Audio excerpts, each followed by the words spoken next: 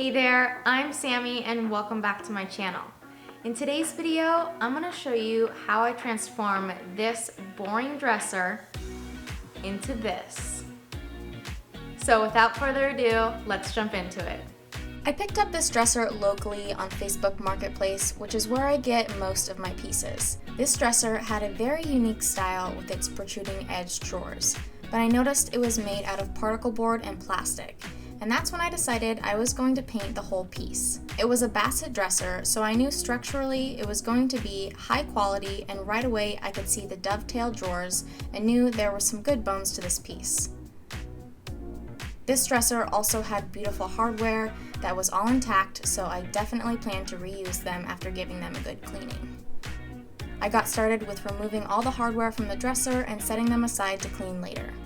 There was something a little different about this dresser though. When I went to pick it up, there were pigs living inside the house I bought it from. And I mean giant pigs, right in the front door. The pig had a kiddie pool for a litter box. I was totally shocked and now concerned about the state of the dresser. I knew I loved the style of the dresser from the photos, so even though I was taken aback, I decided to at least give it a look. It was in pretty good shape and I saw the potential that this dresser had, so I ended up deciding to bring it home.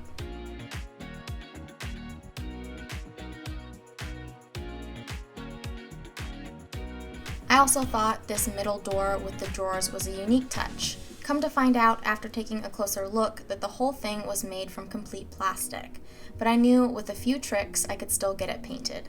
I then removed all the drawers from the dresser and the door so I could give everything a good thorough cleaning. Here I'm using a general degreaser that I really like to use when cleaning my furniture. It does a really good job at breaking down the residual grime and grease. I will post a link down below if you're interested, along with all the other tools and products I use for this project.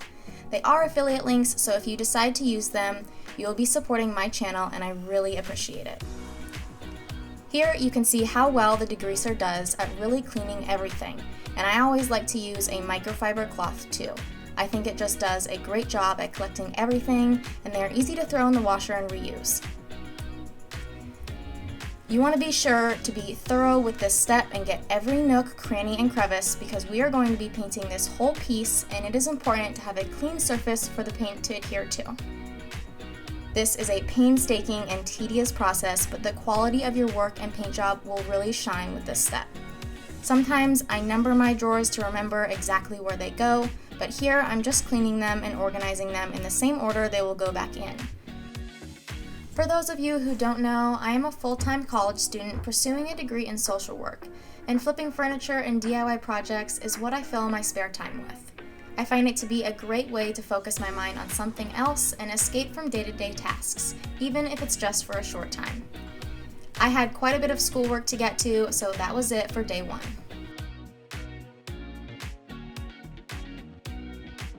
With everything cleaned and ready to go, I got started with filling any damaged areas.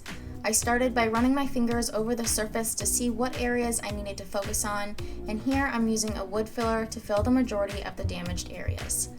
I like to use a paint scraper to apply the wood filler so I can really work it into the grooves and cracks and smooth over any excess product. Sometimes it's hard to visually determine if a section needs wood filler, so I feel most of it with my fingers to make sure I'm hitting all the spots that need it.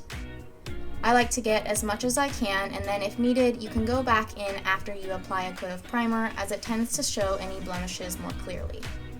I really like using this wood filler because it lets you know when it's dry and ready to be sanded by changing from a pink color to a tan color.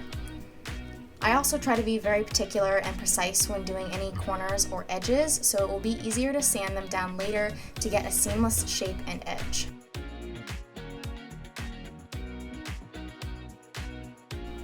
Next, I was off to sanding. I went in with my orbital sander using a 220 grit sandpaper over the entire surface. I did this to smooth over any extra wood filler, but it also prepped the surface with what we call a scuff sand to get it ready for primer. Because I'm painting this entire piece and not needing to remove any old finish, I can skip all the lower grit sandpaper and go right into a 220 grit for a light scuff sand. There were some areas I couldn't really use my orbital sander, so I went in with my trusty sanding block and sandpaper. The orbital sander is just too bulky and powerful for these delicate edges and corners, but one day I hope to upgrade to a foam pad sander to speed things up. This goes to show you that you don't need all those fancy tools to get started on redoing furniture.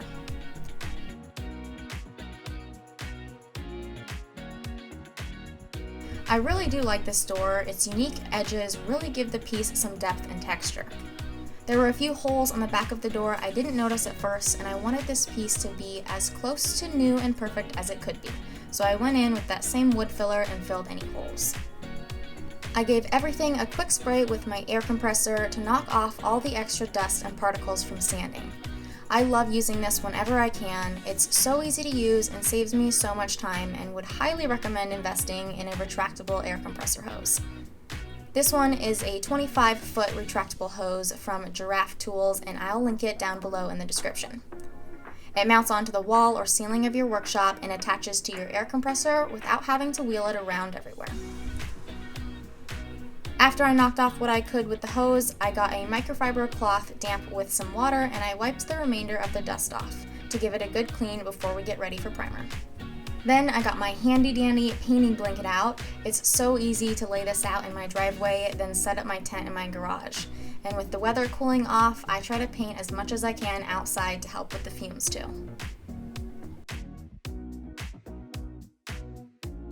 Alright, we are at the most important step, and that is priming.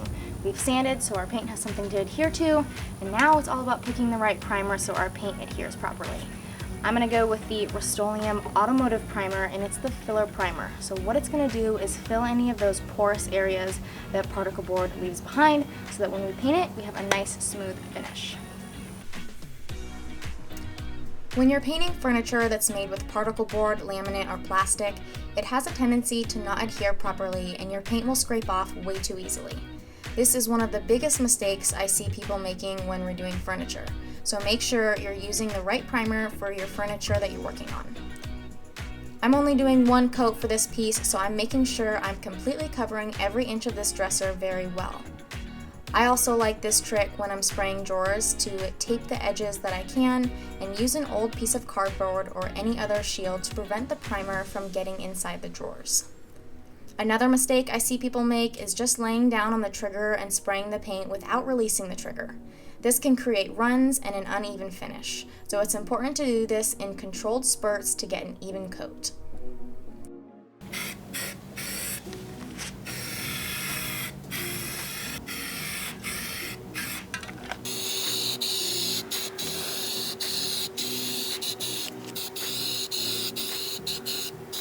I then went in with 220 grit sandpaper again, but just very lightly to get off any rough areas. Spray paint tends to have a lot of overspray, and you want to make sure you smooth out any of those bumps. You can really see all of those extra overspray bumps here as I'm sanding, and we don't want any of that to be under our paint.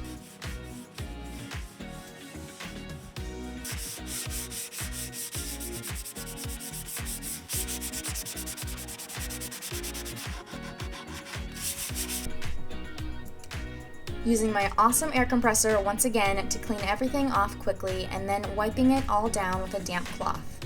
I know it's like we're repeating all the same steps in every part of this project, but it's important to take your time in the prep work. A good foundation is important in everything, and furniture is no different.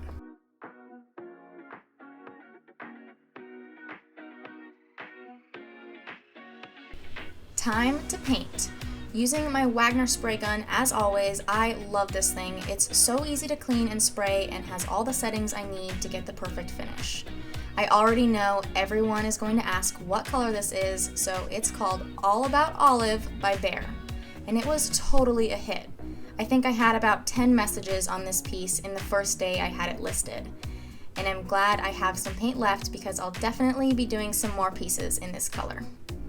I then took out all the drawers again to get the inner edges of the base, and I probably should have taken these out when I started, but you live and you learn. Once again, using my makeshift shield, and it just works so well. Would you just look at that? The paint is adhering so well to that primer. I then put the drawers back in to paint them. I like to paint them while they're in, so you don't need to worry about spraying the outside of the drawers and getting any spray off on them.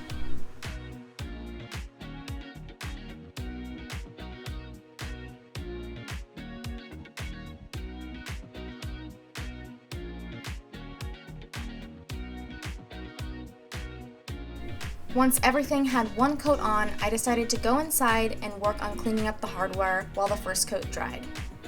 To clean it, I put 1 part vinegar in a container with 2 parts of hot water. I let it soak for about 30 minutes and then got an old toothbrush and some barkeeper's friend and scrubbed my life away. For some of the areas, the toothbrush just wasn't getting it, so I got out my stainless steel sponge and that seemed to do the trick. I spent a long time on the hardware, but you can see just how amazing the hardware is looking with some extra care. I always try to use the old hardware if I can, and if it fits the vibe I'm going for.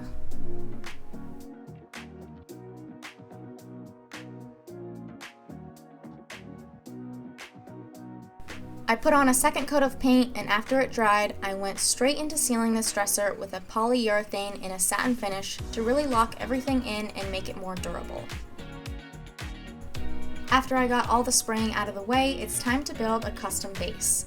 I think adding a base can be such an upgrade for some pieces and really just elevate and modernize an otherwise boring piece. So I got the dimensions I needed and then got to cutting some wood. I'm going for an MCM look, so I'm angling the front legs with my miter saw.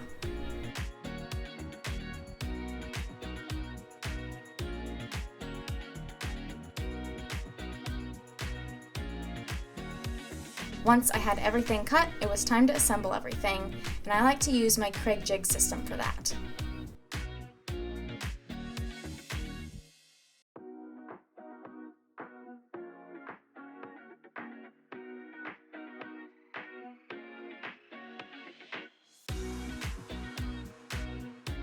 I wanted to give it a light natural wood tone, so I went in with some pre-stain, then some walnut stain, and then finished it with a wipe-on poly.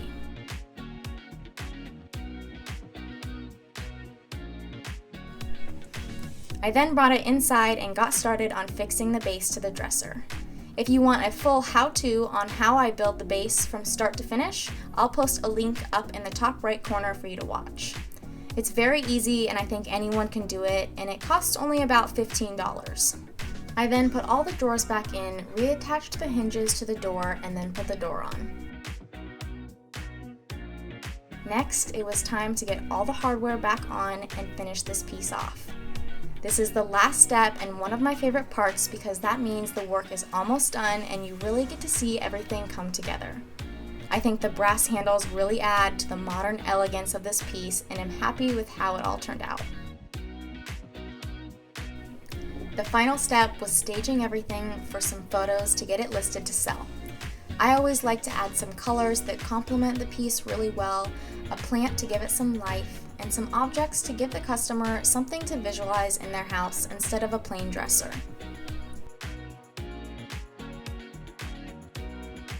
Here is the finished look, and thank you so much for watching. Before we jump into the profit breakdown, I want to just say a quick thank you for all of your comments and incredible support. It really does mean the world to me. With that said, let's jump into that profit breakdown. I am so happy with how this turned out. It was exactly what I envisioned when I first saw it at the house with pigs.